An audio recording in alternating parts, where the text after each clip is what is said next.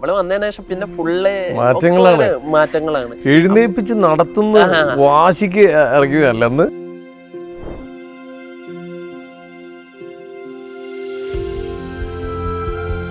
ഞാൻ ഇത് പറ്റിയതിനു ശേഷം അവിടെ ബാസ്കറ്റ് ബോളൊക്കെ കളിക്കാൻ പോകും.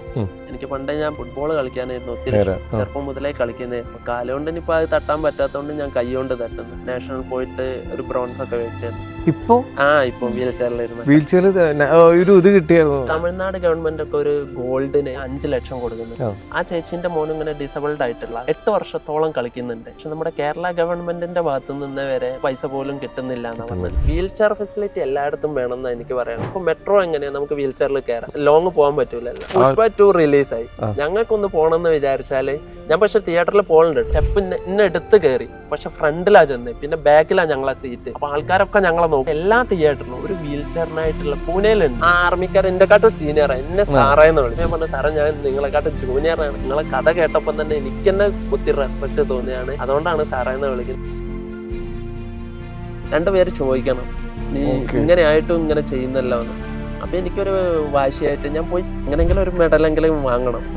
അന്ന് കിട്ടിയൊരു വാശിയായിരുന്നു. കാരണം അവിടെ വരെ കഷ്ടപ്പെട്ട് പോയതല്ലേ. കിട്ടാത്തന്നെ എക്സ്ക്യൂസ് പറഞ്ഞിട്ട് കാര്യമില്ല. അപ്പൊ ആരോടും പറഞ്ഞിട്ടില്ല. അപ്പൊ ഞാൻ എക്സ്ക്യൂസ് പറയല്ല, എല്ലാവരോടും അതാ പറയല്ല. നമ്മൾ ഏതൊക്കെ ഒരു പ്രതിസന്ധി വന്നാലും തോറ്റെടുക്കരുത്, മുന്നോട്ട് അടിച്ചോളൂ. എന്തെങ്കിലുമൊക്കെ ഒരു വഴി ഉണ്ടാവും.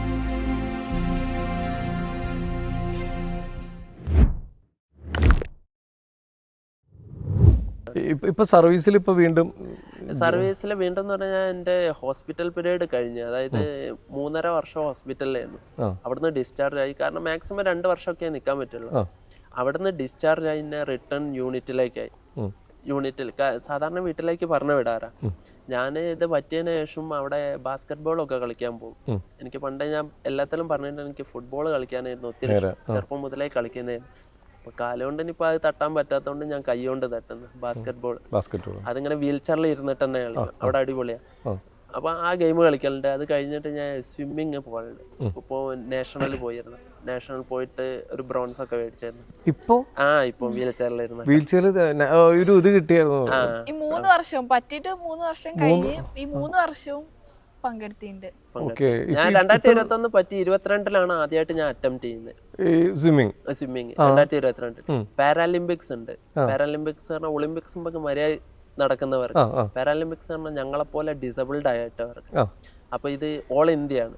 അപ്പൊ ഓൾ ഇന്ത്യയില് അവിടെ ഒന്നും എത്തിപ്പെടുമെന്ന് ഞാൻ ഒരിക്കലും വിചാരിച്ചില്ല. ഒക്കെ ഞാൻ പറഞ്ഞില്ലേ, ഓരോ ഇവിടെ വന്നതിന് ശേഷം പിന്നെ ഫുള്ള് മാറ്റങ്ങളാണ്. എഴുന്നേപ്പിച്ച് നടത്തുന്ന വാശിക്ക് ഇറങ്ങിയതല്ലെന്ന്. അപ്പോ സ്വിമ്മിങ് ഞാൻ എനിക്ക് മനസ്സിൽ പേടിയുണ്ടായിരുന്നു, പറ്റൂല്ലേ. പിന്നെ ഇവളും സപ്പോർട്ട് ചെയ്ത് പോയി നോക്കാനൊക്കെ. അങ്ങനെ ഞാൻ പോയി ട്രൈ ചെയ്ത് നമുക്ക് എന്തെങ്കിലും ഒരു വ്യത്യസ്തമായി ചെയ്യണം. അങ്ങനെ ഒരു അഡ്വഞ്ചർ.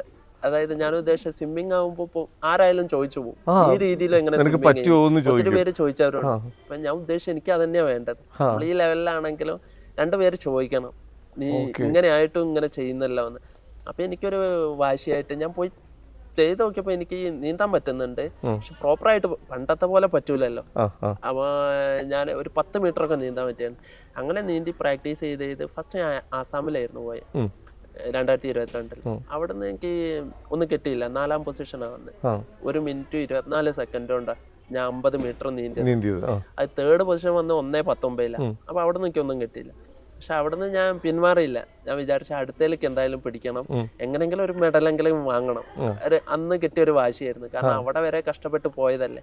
അപ്പൊ ഞാൻ അവിടുന്ന് തോറ്റെടുക്കാൻ തയ്യാറല്ലായിരുന്നു. അടുത്തേക്ക് ഞാൻ പിന്നെ ഒന്നും കൂടെ ഡെയിലി പ്രാക്ടീസിന് പോകാൻ തുടങ്ങി. ഞങ്ങൾക്ക് അവിടുന്ന് ഹോസ്പിറ്റലിന് ആംബുലൻസ് ഒക്കെ തരുന്നു. അപ്പൊ ആംബുലൻസ് എടുത്ത് ഞാൻ ആംബുലൻസിൽ ഡെയിലി പോകും, പ്രാക്ടീസ് ചെയ്ത്. എന്നോട് അവിടെ ഉള്ളവരും പറഞ്ഞു, ഈ പ്രാവശ്യം എന്തായാലും ഒരു മെഡൽ മേടിക്കുന്നത്. ഞാൻ അവർക്കും ഒരു ഉറപ്പ് കൊടുത്ത് ഈ പ്രാവശ്യം വാങ്ങുന്നു. അങ്ങനെ ഞാൻ ഒരു 500 മീറ്ററൊക്കെ അന്ന് കണ്ടിന്യൂ നീന്തിയായിരുന്നു. 2ാമത് ഞാൻ പോയത് അത് ആസാമിലായിരുന്നു. 2ാമത് പോയത് ഗ്വാളിയർ, മധ്യപ്രദേശ്.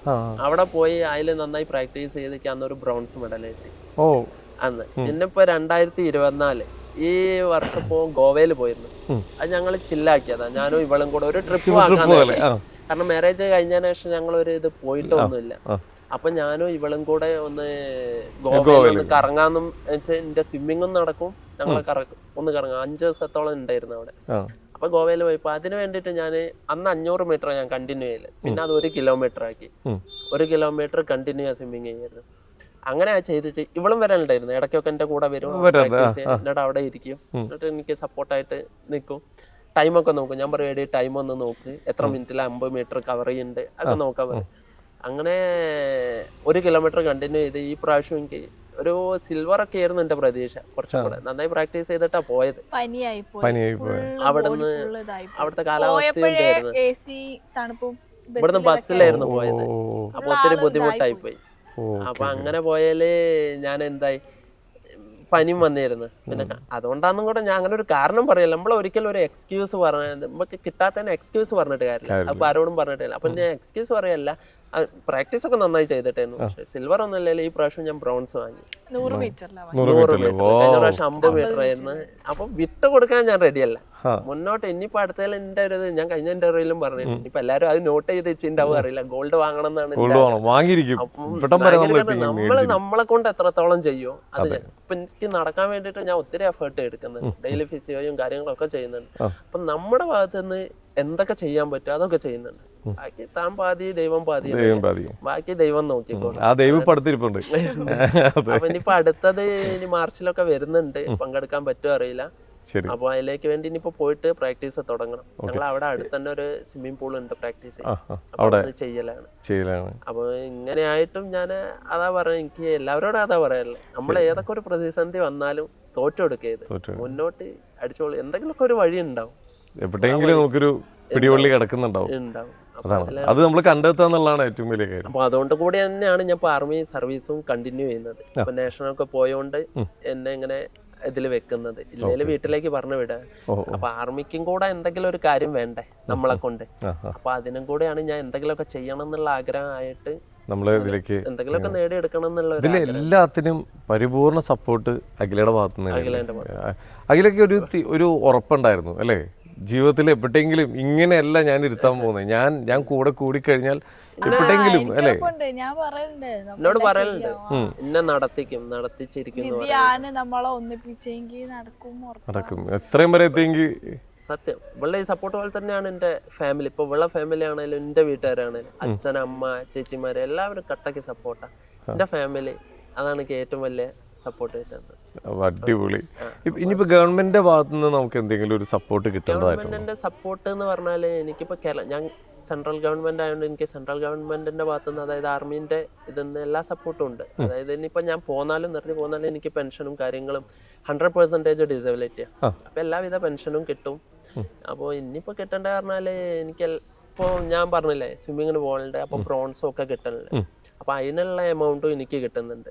പിന്നെ വേറൊരു കാര്യം എന്ന് പറഞ്ഞാല് അവിടെ ചെന്നൊരു ചേച്ചി എന്നോട് പറഞ്ഞിരുന്ന ഒരു കാര്യം, കേരളത്തിന് വേണ്ടിയിട്ട് വന്നതാ കളിക്കാൻ. ഈ തമിഴ്നാട് ഗവൺമെന്റ് ഒക്കെ ഒരു ഗോൾഡിന്, ഞാൻ ഇതുവരെ പറഞ്ഞില്ലായിരുന്നു, ഒരു ഗോൾഡ് കിട്ടിയ 5 ലക്ഷം കൊടുക്കുന്നുണ്ട്. ബ്രോൺസിന് വരെ ഒരു 3 ലക്ഷം വരെ കിട്ടും, 1 ലക്ഷം 3 ലക്ഷം വരെ കിട്ടുന്നുണ്ട്. സിൽവറിന് എത്ര എനിക്ക് കറക്റ്റ് എമൗണ്ട് അറിയില്ല, പക്ഷെ ഗോൾഡിന് 5 ലക്ഷം കിട്ടുന്നുണ്ട്. ആ ചേച്ചിന്റെ മോനും ഇങ്ങനെ ഡിസബിൾഡ് ആയിട്ടുള്ള, വീൽ ചെയർ അല്ലാതെ ഡിസബിലിറ്റി ഉണ്ട്, 8 വർഷത്തോളം കളിക്കുന്നുണ്ട്. പക്ഷെ നമ്മുടെ കേരള ഗവൺമെന്റിന്റെ ഭാഗത്തു നിന്ന് വരെ ഒരു ഇതും, അതായത് സപ്പോർട്ട് മീൻസ് ഇതുവരെ ഒരു പൈസ പോലും കിട്ടുന്നില്ല എന്നാണ് പറഞ്ഞത്. കാരണം അവര് ചെലവിന് പോലും കിട്ടുന്നില്ല. ഞാൻ എന്റെ പോക്കും ഇതൊക്കെ എനിക്ക് എന്റെ യൂണിറ്റ് തരുന്നുണ്ട്. എനിക്ക് ആസാമിൽ പോയപ്പോ ഒരു 1 ലാക്ക് തന്നിരുന്നു. അന്ന് മെഡലൊന്നും കിട്ടിയില്ല, എന്നിട്ട് വരെ എനിക്ക് പൈസ തന്നിട്ടുണ്ട്. അപ്പൊ എനിക്ക് എന്റെ യൂണിറ്റും ഒക്കെ ഒത്തിരി സപ്പോർട്ടാ. ഗവൺമെന്റിന്റെ ആയാലും ഒക്കെ ആയാലും എനിക്ക് നല്ല സപ്പോർട്ട്. പക്ഷെ നമ്മുടെ ഈ കാര്യം എന്ന് പറഞ്ഞാൽ ഞാൻ ഗവൺമെന്റിന് ഇത് തള്ളി പറയുന്നല്ല കേട്ടോ. അങ്ങനെ ഇനി പിന്നെ നാളെ വരും അവൻ ഗവൺമെന്റിനെതിരെ അങ്ങനെയൊന്നും ഒരു വാർത്തയും വരരുതേ. എനിക്ക് ഇതിനെ പറ്റി ഇനി നെഗറ്റീവ് വരരുത്. ഞാൻ ഒരു കാര്യം ഉണ്ടായത് ഞാൻ തുറന്നു പറയുന്നില്ല. അതായത് ഇതിപ്പോ പറഞ്ഞു തന്നെ ഇനിയിപ്പോ ഗവൺമെന്റ് ആണെങ്കിൽ അഥവാ കേൾക്കാൻ ഇടയുണ്ടായാല് നമുക്ക് ഇങ്ങനെയുള്ളവർക്ക് ഒരു സപ്പോർട്ട് കൊടുക്കണം. അതായത് നാഷണൽ വരെ പോയിട്ട് കളിക്കാന്ന് പറഞ്ഞാൽ സ്റ്റേറ്റിൽ ജയിച്ചിട്ടാണ് നാഷണലിലേക്ക് എത്തുന്നത്. ഞാനും എൻ്റെ അവിടെ സർവീസ് ടീമിൽ ജയിച്ചിട്ടാണ് നാഷണലിലേക്ക് പോകുന്നത്. ഡയറക്റ്റ് ആരും നാഷണലിൽ പോവില്ല. അപ്പോൾ സ്റ്റേറ്റിൽ ജയിച്ചവരാണ് നാഷണലിലേക്ക് പോകുന്നത്. അപ്പൊ അവർക്ക് ഈ ട്രാവലും ഒക്കെ ഒത്തിരി എക്സ്പെൻസാ.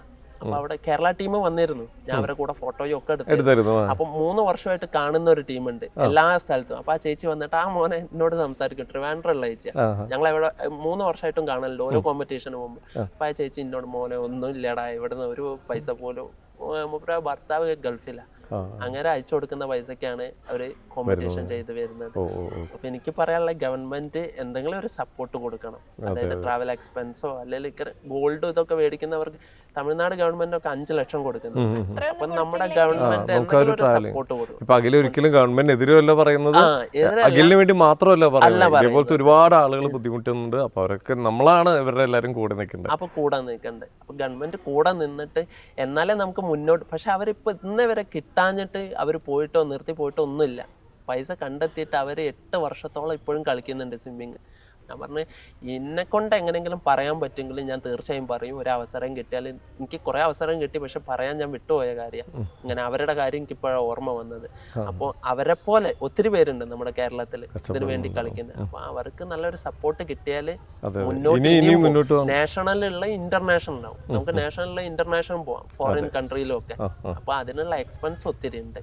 അപ്പൊ എനിക്കും ഇനിയിപ്പോ അടുത്ത ഗോൾഡൊക്കെ കിട്ടിയാൽ ഞാനും ഇന്റർനാഷണൽ പോകും. എനിക്കും ആർമീന്റെ ഇതിന്ന് ചെലവ് തരുകയും ചെയ്യും. അപ്പൊ അതേപോലെ നമ്മുടെ കേരള ഗവൺമെന്റിന്റെ അടുത്ത് ഞാൻ ഇപ്പൊ അവിടെ നിന്ന് റിട്ടയർഡ് ആയി പോന്നാലും ഞാൻ കളിക്കാറുള്ളത് പിന്നെ കേരളത്തിൽ നിന്ന് കളിച്ച് ജയിച്ചിട്ട് വേണം എനിക്ക് നാഷണലിൽ പോകാൻ. ഞാൻ ഇപ്പൊ സർവീസ് ടീമിലായോണ്ടാണ് ഇവിടുന്ന് കളിച്ചിട്ട് പോകുന്നത്. അവിടുന്ന് കളിച്ചിട്ട് നാഷണലിൽ പോകും. കേരളത്തിലെ വന്നാൽ എനിക്കും ഈ പ്രശ്നം വരുന്നു.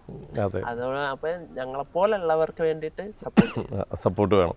ഉറപ്പായിട്ടും അതെല്ലാം എന്തായാലും ഗവൺമെന്റ് ഭാഗത്ത് എന്തായാലും കിട്ടും. അത് മാത്രമല്ല, ഇത് അറിയപ്പെട്ടവരുടെ അടുത്തേക്ക് ഈ വീഡിയോ എത്തും. എന്തായാലും അവരുടെ എല്ലാവരുടെയും സപ്പോർട്ട് ഉണ്ടാവും. പക്ഷെ നേരെ മറിച്ച് എനിക്ക് കുറെ ഇല്ല,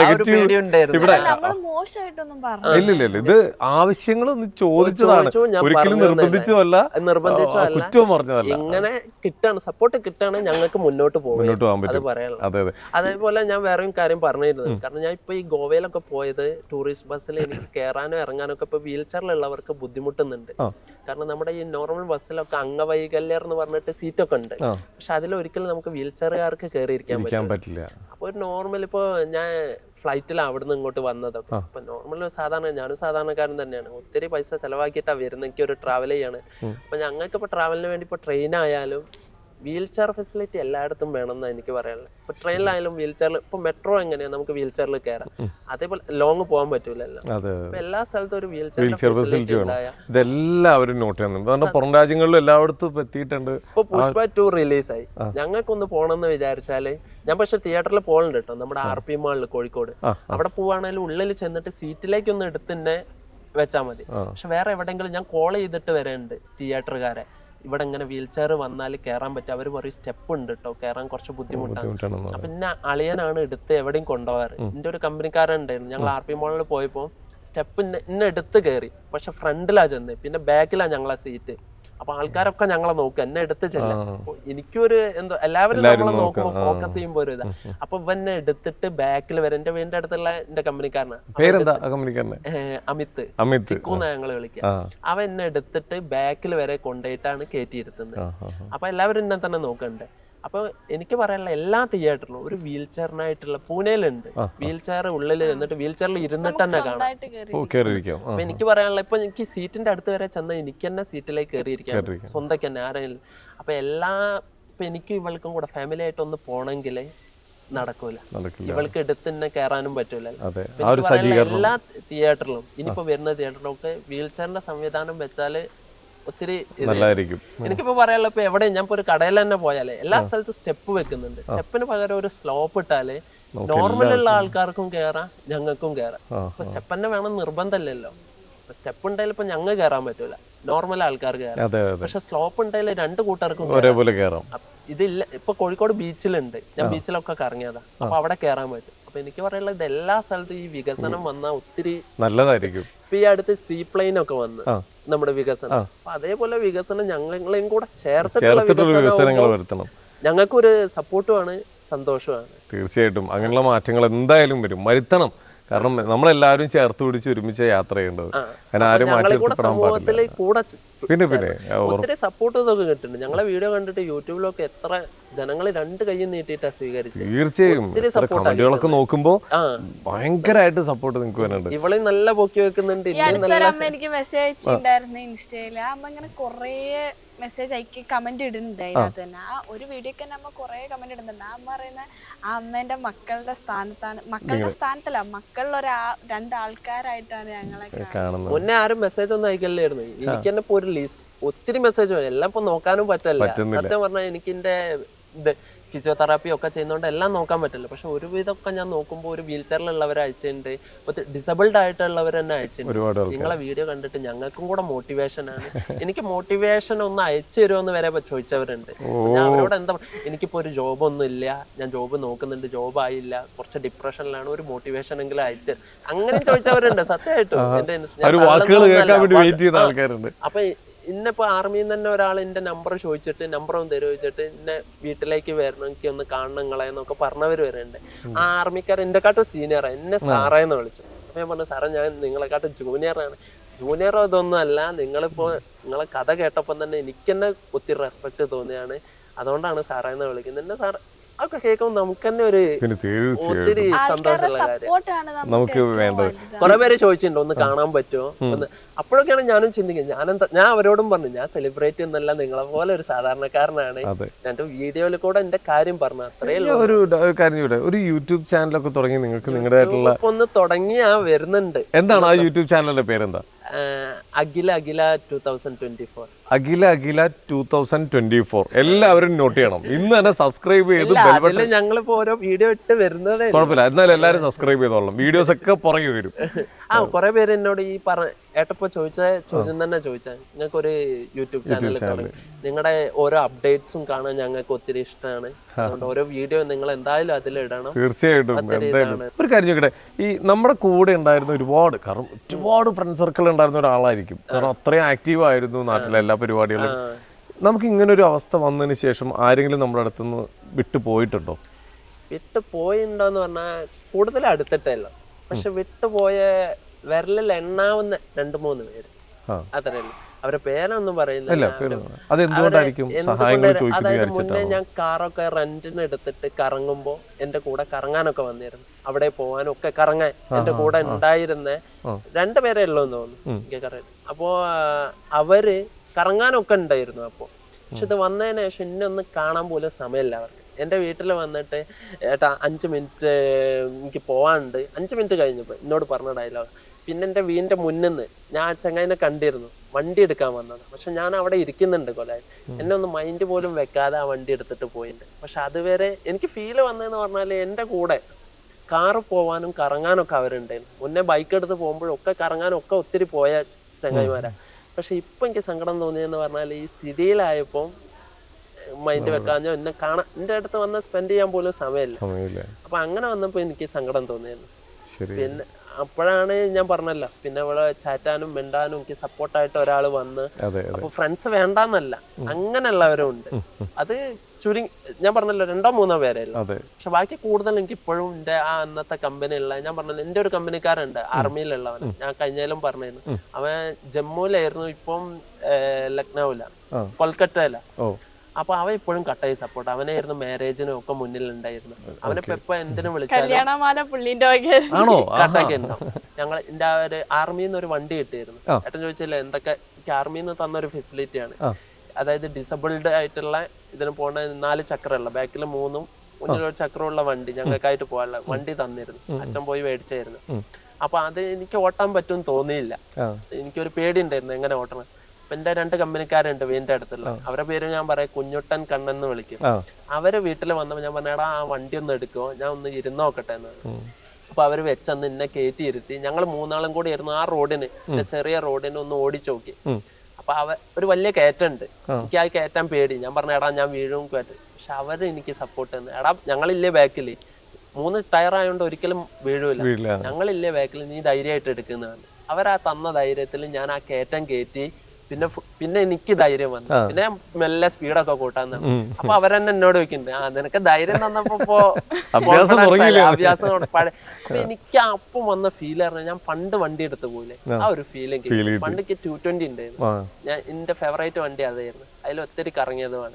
അത് വിറ്റിട്ട് ചെലവ് കൊടുത്തിട്ടാണ് ഞാൻ ആർമിയിൽ പോയത്. ആർമി കിട്ടിയപ്പോ ചെക്കന്മാർക്ക് ചെലവ് കൊടുത്ത് ആ വിറ്റിട്ടായിരുന്നു. അപ്പൊ ആ ഒരു ഫീൽ എനിക്ക് വന്നു. അപ്പൊ ഇത് കാരണം എന്റെ ഫ്രണ്ട്സും കൂടെയാണ്, അവര് ബാക്കിൽ. പിന്നെ ഞാൻ വീട്ടിൽ വന്ന് ഇവളെ കയറ്റിയിട്ട് അവര് പറഞ്ഞു ഇവളെ കയറ്റി, എന്നിട്ട് അവര് ബാക്കിൽ വന്ന് ഞങ്ങള് കടയിലൊക്കെ പോയി അവിടുന്ന് ഐസ്ക്രീം ഒക്കെ കഴിച്ചിട്ടാ വന്ന്. ഞാൻ വണ്ടി ഓടിച്ചു. അവ അത് ഞാൻ എന്റെ അമ്മേന്റെ വീട്ടിൽ പോയി. പിന്നെ ആ വണ്ടി പിന്നെ എനിക്ക് കോൺഫിഡൻസ് ആയി എവിടെ എടുത്ത് പോവാന്നുള്ള. പിന്നെ ഞാൻ എന്റെ വീടിന്റെ അടുത്തുള്ള ഒരു ലിനു എന്ന് പറഞ്ഞവൻ അവൻ എന്നെ കയറ്റി ഇരുത്തി ഞങ്ങൾ അമ്മേന്റെ വീട്ടിൽ പോയി കറങ്ങി വന്ന് അതിന്റെ ഒരു വീഡിയോ ചെയ്തിരുന്നു. അത് ഒത്തിരി ലൈക്കും ഒക്കെ കിട്ടിയത്. അന്ന് ഞങ്ങൾ പോകുമ്പോ ഞങ്ങളെ ഫാൻസ് ഈ ഇന്റർവ്യൂ കണ്ടിട്ട് ഫാൻസ് വരെ ആയി. ഞങ്ങൾ ചെക്കന്മാര് വന്ന് കടയിൽ നിന്ന് ചായ കുടിക്കായിരുന്നു. അപ്പൊ വേറെ ചെക്കൻ പറഞ്ഞ് അവരെ ലവ് പൊളിയല്ലേ എന്ന് പറഞ്ഞിട്ട് ഞങ്ങളെ പിന്നാലെ വന്നിട്ട് ചോദിച്ചു. അവിടെ അടുത്തുള്ള ചെക്കന്മാരായിരുന്നു, നിങ്ങളെ ലവ് പൊളിയായിരുന്നു, അടിപൊളി ആൾക്കാരെ ഞങ്ങള് ഒരു വീഡിയോ എടുക്കട്ടെ എന്ന് പറഞ്ഞിട്ട് ഞങ്ങളെ വീഡിയോ എടുത്തു. അങ്ങനെ ആ വീഡിയോ എടുത്താണ് ഞങ്ങള് ഇൻസ്റ്റയിൽ ഇട്ടത്. അതും കുറച്ചൊന്ന് റീച്ച് ആയിട്ടുണ്ട്. അപ്പൊ എന്ന് പറഞ്ഞാൽ ഇപ്പൊ ഫ്രണ്ട്സ് ഞാൻ അങ്ങനത്തെ 2 വിഭാഗക്കാരുണ്ട്. എനിക്ക് മുന്നേ കൂടെ നിന്നവര് ഇപ്പൊ പോയവരും ഉണ്ട്, മുന്നേ ഉള്ളവർ ഇപ്പോഴും കട്ടയ്ക്ക് കൂടെ നിൽക്കുന്നവരുണ്ട്. എനിക്ക് തോന്നുന്നു കൂടുതൽ ഒരുപാട് ആൾക്കാർ നമ്മുടെ അടുത്തേക്ക് വന്നു. ചുരുങ്ങിയ 2-3 പേര് എന്നോട് ചെയ്തത് അങ്ങനെ കാണാൻ പോലും വരാത്തവരുണ്ട് മുന്നേ നിന്ന്. എന്തായാലും നമ്മൾ അവരൊക്കെ അങ്ങ് വിട്ടേക്കാം. എന്തായാലും അതിനേക്കാളും വലിയ വലിയ സംഭവങ്ങൾ ഇവിടെ നടന്നുകൊണ്ടിരിക്കുന്നത്. എന്തായാലും വീണ്ടും നമ്മൾ പൊക്കുകയാണ്, ഇതേ ഇരിക്കുന്നു തന്നെ. അപ്പൊ എന്തായാലും ഒരുപാട് എന്താ പറയാ, ഒരുപാട് ആളുകൾക്ക് ഇൻസ്പിറേഷൻ ആവുന്ന രീതിയിലുള്ള സ്റ്റോറീസാണ് നിങ്ങളുടെ. പിന്നെ അത് മാത്രമല്ല, ഞാൻ നേരത്തെ പറഞ്ഞ പോലെ അഖിലയുടെ കാര്യം പറയുകയാണെങ്കിൽ ഒരു യഥാർത്ഥ ഇപ്പോഴത്തെ ഈ ഒരു ജനറേഷനിലേക്ക് എനിക്ക് എത്ര ശതമാനം ഉണ്ടെന്ന് അറിയില്ല, അത്രയും ജെനുവിനായിട്ടുള്ള ആളുകൾ എന്തായാലും ഒരു സ്നേഹത്തിന് വാല്യൂ കൊടുത്തിട്ട്, ഞാൻ എന്താ പറയുക, മനസ്സിന് ഇഷ്ടപ്പെടുക എന്ന് പറയുന്നത്, ശരീരത്തിനല്ല ആ ഒരു മനസ്സിനെയാണ് ഞാൻ ഇഷ്ടപ്പെട്ടതെന്ന് പറഞ്ഞ് കൂടെ ഇറങ്ങി വരിക. പക്ഷെ ഞങ്ങള് ഇങ്ങനെ ഇത് ചെയ്യുമ്പോൾ എല്ലാവരെയും ഞങ്ങൾ മോട്ടിവേറ്റ് ചെയ്യാല്ല, അങ്ങനെ ഇറങ്ങി പോരണം എന്നല്ല പറയുന്നത്. നമുക്ക് ഇഷ്ടപ്പെട്ട ഒരാളെ അത്രയും മനസ്സിലാക്കിയിട്ട് അവരെ കൂടെ സന്തോഷത്തോടെ ജീവിക്കാൻ പറ്റുന്ന ഉറപ്പുണ്ടെങ്കിൽ വീട്ടുകാരെ സമ്മതത്തോടെ കെട്ടുന്നതായിരിക്കും നല്ലത്. ഇപ്പൊ വീട്ടുകാരെ തീരെ പറ്റൂല എന്ന് പറഞ്ഞാല്, അതായത് എനിക്ക് പറയാനുള്ളത്, ഇപ്പൊ ഇവളാണ് എന്റെ കൂടെ ജീവിക്കാനുള്ളത് കാലകാലം. ഇവർക്കും കൂടെ ഒരു ഇഷ്ടം ഉണ്ടാവൂലേ അങ്ങനെയുള്ള ആളെ കൂടെ. നമ്മൾ ആരെങ്കിലും ഇന്നലെ കണ്ട്, അതായത് ഇന്നലെ വന്ന് കല്യാണം ആലോചിച്ച് അറിയാത്ത ഒരാളെ കൂടെ കെട്ടിപ്പോകുന്നതിലും നല്ലത്. ഒരാള് നന്നായിട്ട് പഠിച്ച് മനസ്സിലാക്കിയതിന് ശേഷം ഇഷ്ടം കേട്ടോ. എനിക്ക് പറയാനുള്ളത്, ഒരാളെ ജീവിക്കുകയാണെങ്കിൽ അവരെ നന്നായി മനസ്സിലാക്കിയിട്ട് തന്നെ ജീവിക്കണം. അവരുടെ കുറവുകളും തെറ്റുകളും എല്ലാം മനസ്സിലാക്കിയിട്ട് ജീവിക്കണം. അല്ലാണ്ട് ഇന്നലെ കണ്ടിട്ട് പെട്ടെന്ന് പോയിട്ട് കേട്ടെ എല്ലാവരോടും ഇറങ്ങി പോകാനൊന്നല്ല പറയുന്നത്. എന്നിട്ട് വീട്ടുകാരോട് പറഞ്ഞിട്ട് വീട്ടുകാരുടെ സമ്മതത്തോടു കൂടി, എനിക്ക് വീട്ടുകാരില് പറഞ്ഞ സമ്മതത്തോടു കൂടി കേട്ടണം എന്നായിരുന്നു. അപ്പൊ അങ്ങനെ പറയുമ്പോ പെട്ടെന്ന് ഇപ്പൊ അവരുടെ മൈൻഡ് മാറിയിട്ടില്ല, ഒരിക്കലും സമ്മതിക്കില്ല വെച്ചിട്ട് പെട്ടെന്ന് അപ്പൊ എന്താ എനിക്ക് ചെന്നെത്താൻ പോലും പറ്റും, പുള്ളിക്ക് വരാൻ കഴിയൂല വെച്ചിട്ട് മുൻകരുതലായിട്ട് ഒരു രജിസ്റ്റർ ചെയ്തിട്ട് വീട്ടിൽ അവതരിപ്പിക്കും. അതുകൊണ്ട് ഒരു ഓപ്ഷൻ എടുത്തതാണ് ഇറങ്ങിപ്പോകുന്നത്. വേറെ ഓപ്ഷൻ ഇല്ലായിരുന്നു. എനിക്ക് വേറെ കെട്ടിക്കാണ് എനിക്ക് ഒന്നും ചെയ്യാൻ പറ്റും, ഇവളെ നഷ്ടാവുകയുള്ളൂ. ആ ഒരു ഒറ്റ കാരണത്താലാണ് ഞങ്ങൾ ഇങ്ങനെയൊക്കെ വൈറൽ എല്ലാരും അറിഞ്ഞ് പോസ്റ്റ് ഇട്ടപ്പോ അങ്ങനെ പോയി എത്തിയതിനെ കൊണ്ടിട്ടാണ്. ഒത്തിരി പേര് എന്നെ എന്റെ ആർമീന്റെ ഇതൊന്നും എന്നെ വിളിച്ചിരുന്നു, കോഴിക്കോടുള്ള. ഞാൻ ആർമീന്റെ AD തന്നെയാണ്, എന്റെ അതേ തന്നെയാണ്. നിന്റെ വീഡിയോ ഒക്കെ കണ്ടു. ഒത്തിരി രാത്രി 1 മണിക്കാ കാണുന്നത്. എടാ 1 മണിക്ക് കണ്ട് 2:30 വരെ ഞാൻ കുത്തിരുന്ന് കണ്ട് നിന്റെ എല്ലാ വീഡിയോകളും കുത്തിരുന്ന് കണ്ടു. അപ്പൊ ഒത്തിരി പേര് പറയുന്നുണ്ട്, ഇതുവരെ സ്കിപ്പ് ചെയ്യാണ്ട് മൊത്തമായിട്ട് കാണുന്ന ഇന്റർവ്യൂ ആദ്യമായിട്ട് നിന്റെ തന്നെ ആയിരിക്കും. എന്നെ വിളിച്ചിട്ട് അന്നും പറഞ്ഞു, മോഹൻലാല്, മമ്മൂട്ടി ഇവരെ പോലുള്ളവരെ ഇന്റർവ്യൂ പോലും ഞാൻ മൊത്തം കണ്ടില്ല, സെലിബ്രിറ്റികളെ പോലെ. പക്ഷെ നിന്റെ വീഡിയോ കേൾക്കാൻ നല്ല രസമുണ്ടായിരുന്നു. അതായത് നിങ്ങളെ തമാശയും ചിരിയും കളിയും. അപ്പൊ ഞാൻ ആദ്യം പറഞ്ഞല്ലോ, ഞാൻ സ്റ്റാൻഡേർഡ് ആയിട്ടൊന്നും, ഞങ്ങൾ എങ്ങനെയാണോ ഓപ്പൺ ആയിട്ട് അങ്ങനെ തന്നെ സംസാരിക്കും. ക്യാമറ ഉണ്ടെന്ന് ഒന്നും നോക്കാറില്ല. അപ്പൊ എന്തൊക്കെ പറയാണ്ടോ അതൊക്കെ ഞങ്ങൾ അങ്ങോട്ട് വെട്ടിത്തുറന്ന് പറയും. എന്തായാലും എന്താ പറയാ, നിങ്ങളെ ഞാനിവിടെ വരുന്നവരെ ഞാൻ പേട്ടൻ്റെ എല്ലാം വീഡിയോസൊക്കെ ഇങ്ങനെ കണ്ടിട്ടിരിക്കുകയായിരുന്നു. ഇവിടെ വന്ന് എത്തി നിങ്ങളോട് സംസാരിക്കുമ്പോൾ എനിക്ക് ജെനുവിൻ ആയിട്ടുള്ള 2 ആളുകളെ കാണുമെന്ന് പറയുമ്പോൾ നമുക്ക് ഭയങ്കര സന്തോഷമാണ്. എന്തായാലും ഉള്ളിലൊന്നും വെച്ചിട്ടല്ല, ഞങ്ങള് എന്തൊക്കെ പറയാണ്ടോ അതങ്ങോട്ട് ഓപ്പൺ ആയിട്ട് പറയും. എന്തായാലും നിങ്ങളുടെ ഈ ലൈഫിലേക്കുള്ള ഇപ്പൊ ഈ ഒരു ജീവിതയാത്ര ഒരുമിച്ച് നിങ്ങൾ സ്റ്റാർട്ട് ചെയ്തിരിക്കുകയാണ്. വളരെ സക്സസ് ആയിട്ട് ഇത് എത്രത്തോളം പോകും അത്രത്തോളം വളരെ സക്സസ് ആയിട്ട് പോട്ടെ. ഈ എന്താ പറയുക, നിങ്ങൾക്ക് 2 പേർക്കും ഒരുപാട് കാലങ്ങളോളം സന്തോഷത്തോടെ ജീവിച്ചിരിക്കാനുള്ള എല്ലാ ആശംസകളും ഞങ്ങൾ നേരെയാണ്. നമ്മുടെ ഈ ഒരു ഷോ ഇപ്പം ഞാൻ ഒരുപാട് ഇൻ്റർവ്യൂസ് ഒക്കെ ചെയ്തിട്ടുണ്ട്. ശരിക്കും ഞാനിപ്പോൾ ജാങ്കോ സ്പേസിന് വേണ്ടി പിന്നെ എനിക്ക് തന്നെ ഒരു പ്രൗഡ് തോന്നുന്നുണ്ട് എനിക്ക് ഇവിടെ ഒന്നും ഇരിക്കാൻ പറ്റില്ല. കാരണം എനിക്ക് അത്രത്തോളം സന്തോഷത്തോടെയാണ് ഞാനത് വൈൻഡപ്പ് ചെയ്യുന്നത്. കാരണം ഇത് നമുക്ക് സംസാരിച്ച് കഴിഞ്ഞാൽ ഇപ്പം തീരില്ല ഒരുപാട്. പറയുകയാണെങ്കിൽ ഞങ്ങളും നിർത്തൂല. ഇതിന്റെ വേറെ കാര്യം എന്ന് പറഞ്ഞാൽ നേരത്തെ ഒരു ഇന്റർവ്യൂവിന്റെ ഒരു ചേച്ചിയുടെ കാര്യം പറഞ്ഞോല്ലേ, ഇപ്പൊ ഞാൻ ചോദിക്കേണ്ടി വന്നില്ല, എല്ലാ കാര്യങ്ങളും അവിടെ നിങ്ങൾ പറഞ്ഞു. ഇനിയിപ്പോ ഏട്ടൻ ഇനി അടുത്ത എന്താ ചോദിക്കുകയാണെങ്കിൽ ഞങ്ങൾ നീണ്ടു പോകും. പിന്നെ എന്തെങ്കിലും ഒരു ടോപ്പിക് എടുത്തിട്ടാ പറയാൻ. അതുകൊണ്ടാണ് പറഞ്ഞത് എല്ലാവരും നമ്മുടെ അഖില at 2024 നിങ്ങൾ എല്ലാവരും സബ്സ്ക്രൈബ് ചെയ്യണം. ഇതുപോലെ കുറേ വിശേഷങ്ങൾ അതിൽ കേൾക്കാം. അപ്പോൾ എന്തായാലും വളരെ സന്തോഷം കേട്ടോ. അപ്പോൾ തന്നെ വീട്ടിലെ എല്ലാവരോടൊക്കെ ഞങ്ങളുടെ അന്വേഷണങ്ങളൊക്കെ പറയാം. ഇത് അഖിലയുടെയും വീട്ടുകാരോട് പറയാനുള്ളത്, വളരെ പ്രൗഡായിട്ടുള്ള പാരൻസ് ആണ് നിങ്ങളെല്ലാവരും, ഇതേപോലത്തെ രണ്ടുപേരെ കിട്ടിയാൽ. അപ്പോൾ ഏതായാലും എപ്പോഴും ഇതുപോലെ സന്തോഷത്തോടെ ഇരിക്കട്ടെ. ഒത്തിരി പൊക്കി പറയുന്നുണ്ട്, ഞാൻ പൊക്കി പറയും. ഞങ്ങൾ അപ്പോൾ എന്തായാലും വളരെ സന്തോഷം. അപ്പോൾ എന്തായാലും പരിചയപ്പെടാൻ പറ്റിയാൽ ഒരുപാട് സന്തോഷം, ഒരുപാട് ആശംസകൾ. Thank you.